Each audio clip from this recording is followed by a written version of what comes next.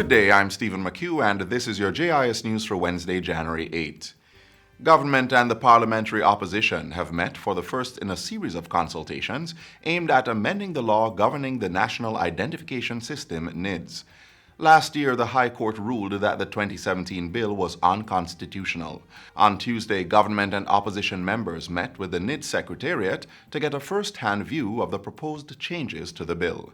NIDS Project Director Warren Vernon reiterated the importance of having a national identification system to stave off identity theft. He pointed to the over 2,000 cases of passport fraud at the Passport, Immigration and Citizenship Agency, over 1,000 cases of fraud at the Registrar General's Department, and voter fraud at the Electoral Office of Jamaica. The vision for the NIDS is to have one person to one identity. Not one person to multiple identities. The objective, therefore, in terms of the mission, when the national identification system is in place, is to have strengthening for identity security. The proposed changes are to go before Cabinet shortly for approval. Government will be working more closely with the private sector in a bid to increase exports in 2020. Minister of State in the Ministry of Industry, Commerce, Agriculture and Fisheries, Floyd Green, says export regulations and customs practices will be streamlined and modernized in the year. Minister Green says the state will be assisting the manufacturing and MSME sectors with training, capacity building, and export promotion to access billions in potential overseas earnings. Exporters will also benefit from easier acquisition of licenses and permits, as government has removed the need to go to several agencies to complete the export process. And Minister Green says work is ongoing to amend the export legislation to allow the shipment of medical marijuana from Jamaica's shores. In other news, $4.6 million is being spent to construct 2 houses for indigents in Portland. Local Government Minister Desmond McKenzie broke ground yesterday for the houses at Anchovy and Long Road in the parish. The houses should be completed in 2 months' time. Remember now, when we build the units, we don't just give them the room just so. We make sure we put in the necessary furniture inside there. So they're going to get bed, they're going to get stove, they're going to get fridge, they're going to get everything. In the meantime, Minister McKenzie says construction is to begin on 4 additional indigent houses, 2 each in Westmoreland and St. Elizabeth, by March 31. When these are completed, they will bring the number to 33 houses erected for the vulnerable since 2017.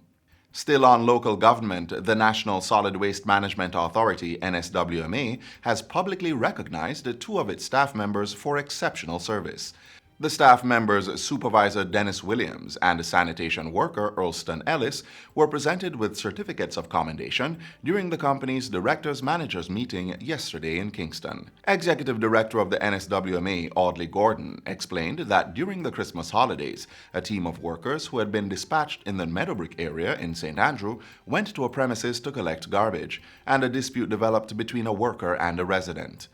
Mr. Ellis, who was present, quickly called the supervisor, who rushed to the scene and ordered the worker to apologize to the resident and also to clean her bin, which he observed was not properly cleared. Following the incident, the resident wrote a letter to the NSWMA requesting that Mr. Williams be commended. The action that was taken to call the supervisor is not only courageous, but extremely decent. And we want to highlight that.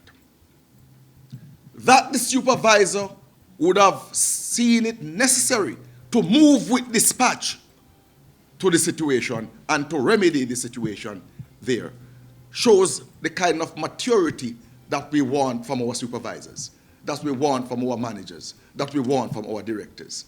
Because collectively, all of us will transform the agency and make the National Solid Waste not just a place where we manage garbage, transportation, storage, and collection, but a model agency that is worthy of emulation.